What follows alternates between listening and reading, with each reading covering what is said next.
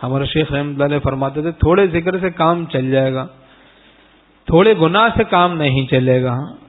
تھوڑے ذکر لسانی سے مراد ہے، یعنی چند تسبیحات لا الہ الا اللہ، اللہ اللہ، استغفار، درود شریف 100 بار 24 گھنٹے میں ایک بار، کتنا مختصر ہے لیکن کتنا پر اثر ہے، عمل کریں تو پتہ چلے۔ دوام ذکر سے سنتا ہوں مل جاتی ہے وہ نسبت کہ ان کو بھولنا کوہ گرا معلوم ہوتا ہے، کہ ان کو بھولنا کوہ گرا پہاڑ معلوم ہوتا ہے۔ دوام ذکر سے سنتا ہوں مل جاتی ہے وہ نسبت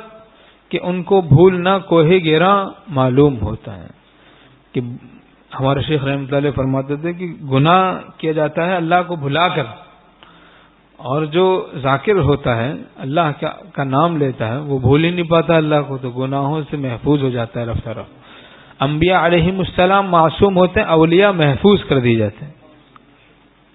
طاقت تو ہوتی ہے لیکن اس طاقت کو استعمال کرنے کی طاقت سلب کر لی جاتی ہے، مفلوج ہو جاتی ہے طاقت ہے گناہ کرنے کی لیکن مفلوج، استعمال ہی نہیں کرتا گناہ کرنے کی طاقت کو، تو اس پر گویا فالج ہو جاتا ہے۔ اور فرماتے تھے کہ حفاظت نظر کا اہتمام کرو، ایک وقت آئے گا کہ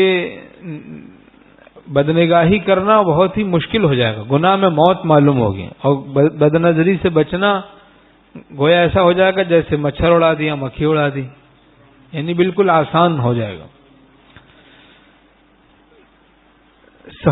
طاعات میں سہولت بھی علامت نسبت مع اللہ ہے، طاعات میں سہولت پیدا ہو گئی، مجھے سہل ہو گئی منزلیں کہ ہوا کے رخ بھی بدل گئے، تیرا ہاتھ سے آ لگا تو چراغ راہ کے جل گئے۔ حکیم الامت تھانوی رحمۃ اللہ علیہ نے فرمایا جب کسی اللہ والے کے ہاتھ پر، سچے اللہ والے کے ہاتھ پر کوئی بیعت ہوتا ہے تو اجمالی نسبت تو اسی وقت عطا ہو جاتی ہے، اجمالی نسبت۔ اس کا مطلب یہ سمجھ میں آتا ہے کہ حضرت تھانوی رحمۃ اللہ علیہ نے فرمایا جیسے کہ میں ایک ہی جلسے میں اللہ تک پہنچا دیتا ہوں، کیونکہ منزل کا دکھا دینا گویا منزل تک پہنچا دینا ہے، رہ گیا کام چلنا، راستہ بتا دینا گویا منزل تک پہنچا دینا،